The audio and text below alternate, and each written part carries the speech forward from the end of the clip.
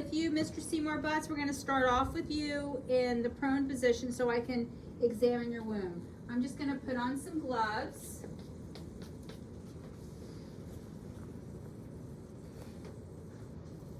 I don't know why they put them on the other side of the patient's room.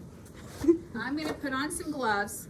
I don't need to be sterile for this, Mr. Butts. I'm just going to make sure that I put gloves on. So I'm going to take off your old dressing. I'm going to throw that away. And then I'm going to look at your wound.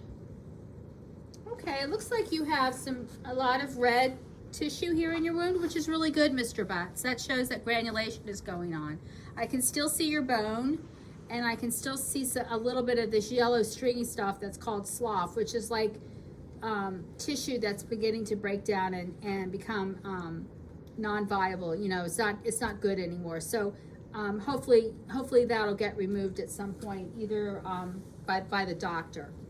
Okay, so it looks you have some granulation tissue. It's a stage 4 pressure ulcer with a full thickness, and I can see your bone.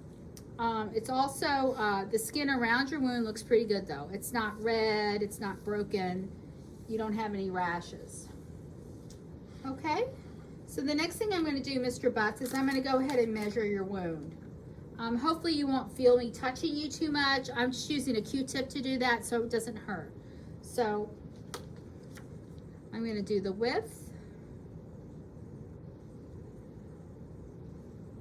which is 5.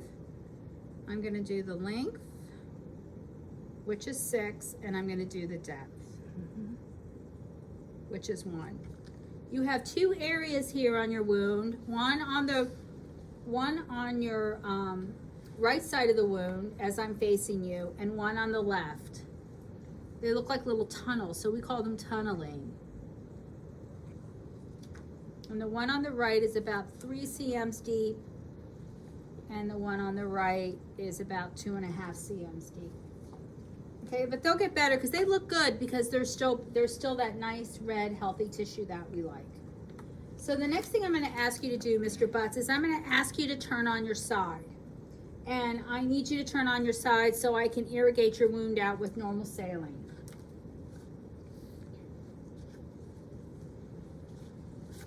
Okay, my nursing student here is going to help me while I have you turned on your side, Mr. Butts.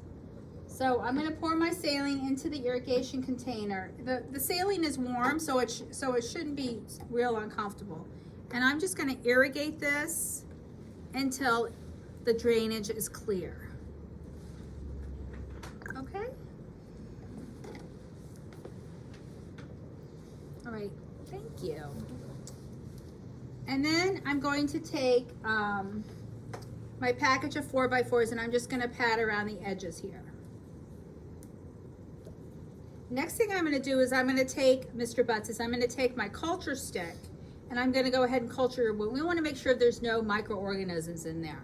And you're going to feel me touching you with the tip of a Q-tip. So I'm just going to go back and forth. And then I'm going to put it in the culture tube. I'm going to squeeze it at the bottom. This bottom part right here, Mr. Butts, is a culture medium that helps grow any microorganisms that are in your wound. Hopefully nothing's in there. I'm just gonna put your name and the date and the time that and where this culture came from, and I'll send that to the lab. And then, so I've cultured it. So the next thing I'm gonna do is I'm gonna put a clean dressing on it, and you'll feel me put some tape around the sides. And then I have a little sticker here where I've written the time and date that the dressing was changed. Okay, so I'll let you rest now and let me know if you have any questions. Take care.